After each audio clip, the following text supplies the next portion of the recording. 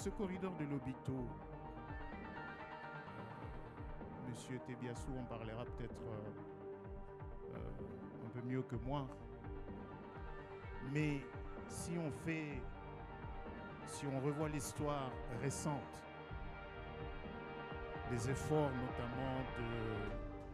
du gouvernement angolais de relancer le chemin de fer de Benguela, dont tout le monde sait ici qu'il avait été fermé à la suite de la guerre civile en Angola. Et il s'est avéré que le plan de relance de ce chemin de fer n'a pas répondu aux attentes de ceux qui l'avaient conçu, que ce soit en termes de fret, que ce soit en termes du nombre de passagers. Et il est évident que pour le gouvernement angolais, la rentabilité de ce chemin de fer reposait sur le transport des produits miniers des deux pays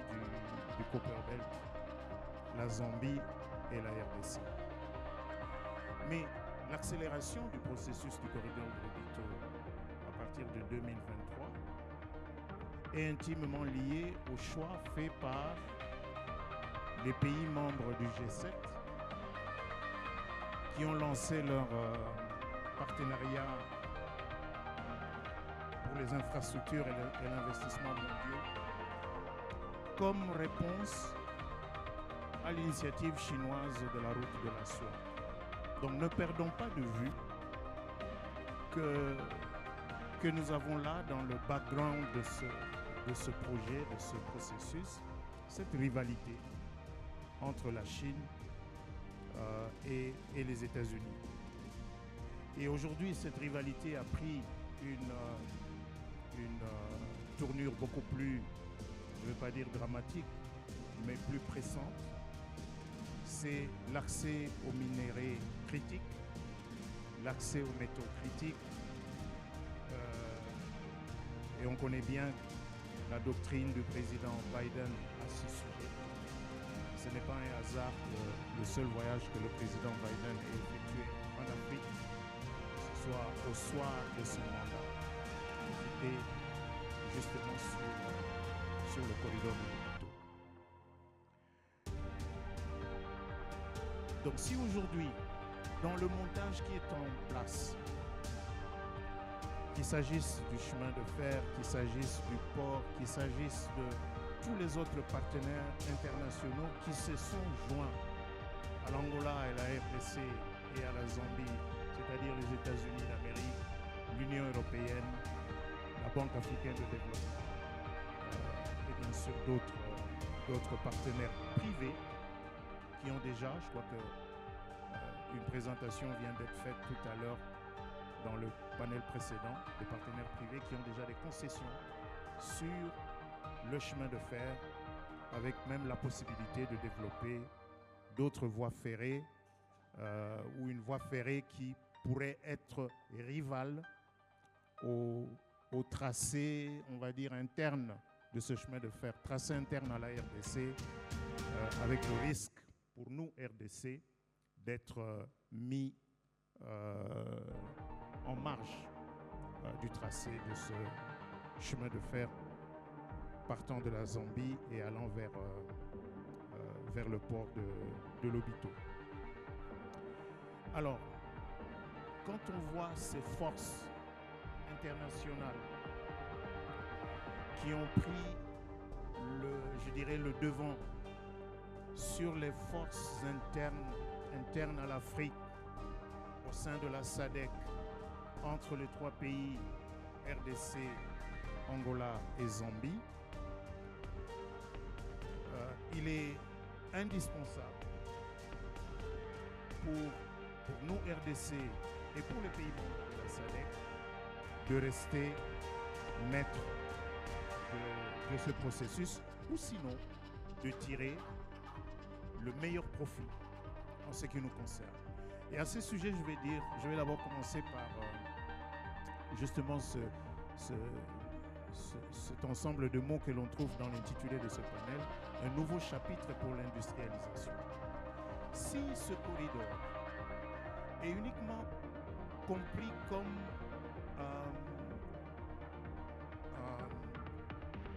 un corridor de transport avec pour objectif de minimiser le coût de transport des produits miniers de la Zambie et de la RDC vers les marchés extérieurs, avec d'ailleurs une orientation, en allant sur la côte atlantique, une orientation vers les États-Unis et l'Europe plutôt que vers les pays d'Asie. Alors dans ce cas-là, nous allons refaire la même chose que lors du premier chapitre de l'industrialisation, où les corridors des transports, qu'il s'agisse de tout ce qui va vers le port de Durban, de tout ce qui va vers le port de l'Afrique de l'Est, ou même de notre corridor national vers le port de Matadi, c'est-à-dire pour la sortie des matières premières destinées à l'exportation. Donc, en cette période d'une nouvelle phase de révolution industrielle, en cette période de la ruée vers les métaux critiques, vers les terres rares, nécessaires, indispensables à des processus de production manufacturière intelligente, la création de valeur dans les secteurs miniers, dans les secteurs agricoles est indispensable. Et en ce qui concerne, Monsieur le ministre de Mines en parlera certainement, en ce qui concerne la création de valeur dans le secteur minier, qu'il s'agisse du traitement, qu'il s'agisse de la raffinerie, il doit s'agir pour nous, RDC, de refuser, de rester dans la division actuelle du travail, dans les chaînes de valeur mondiales, où nous sommes producteurs de produits bruts qui sont destinés à l'exportation. Et à cette problématique de la création de valeur, il faut bien sûr aussi ajouter les chaînes énergétiques, parce que pour que les infrastructures nécessaires pour faire fonctionner ce corridor de développement, d'ailleurs, je devrais insister que nous devons le considérer comme un corridor de développement et non pas comme un simple corridor de transport. Mais pour qu'il soit un corridor de développement, il faut des infrastructures. Et pour que ces infrastructures marchent, il faut des sources d'énergie de différentes sortes. Mais puisque le premier chapitre d'industrialisation a mis en place le réseau urbain que nous connaissons aujourd'hui, il faut également envisager que ce nouveau chapitre d'industrialisation, je crois que c'était évident dans le discours d'ouverture du sénateur Jean Bamanissa au cours de la cérémonie d'ouverture. Il faut donc envisager que ce nouveau chapitre d'industrialisation peut donner une nouvelle vie à un réseau urbain modifié, à un réseau urbain modernisé ou à un réseau urbain à un nouveau réseau urbain, pourquoi pas, dans cette partie de l'Afrique qui est quand même, il faut le reconnaître, quand on est au Katanga, on est au Lualaba, ne perdons pas de vue qu'on est un peu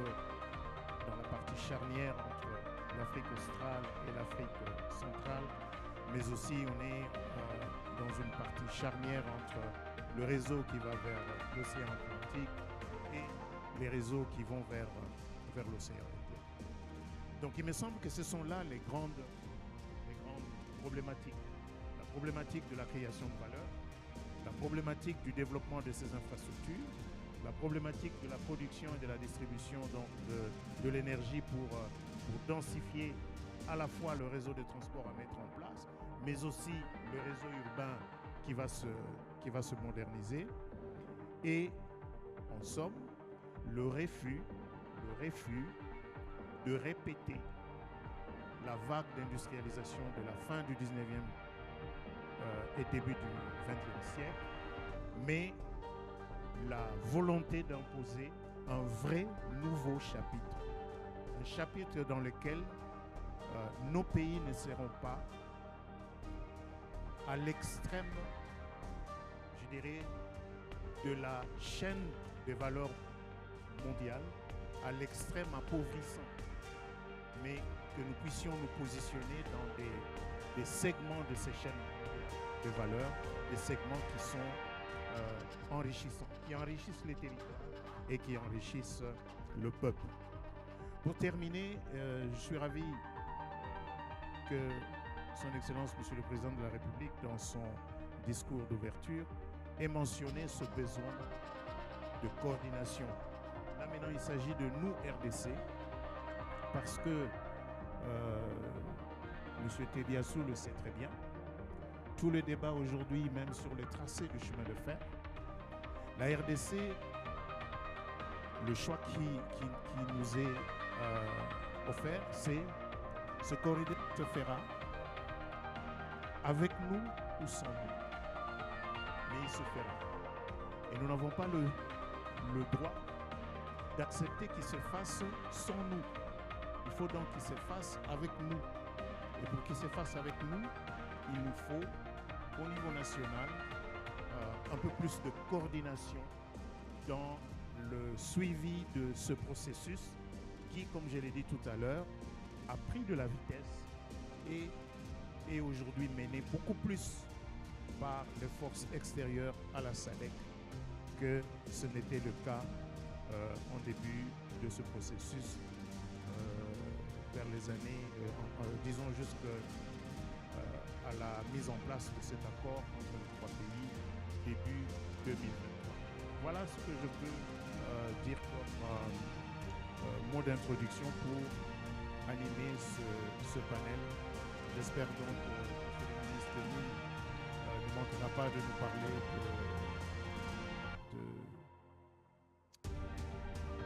des possibilités, des opportunités pour la création de valeur. Monsieur Popol Mongolia, qui est un chevronné justement de la mine, de l'administration minière dans notre pays, également pourra aborder ces questions. Monsieur Tediassou, qui dans la structure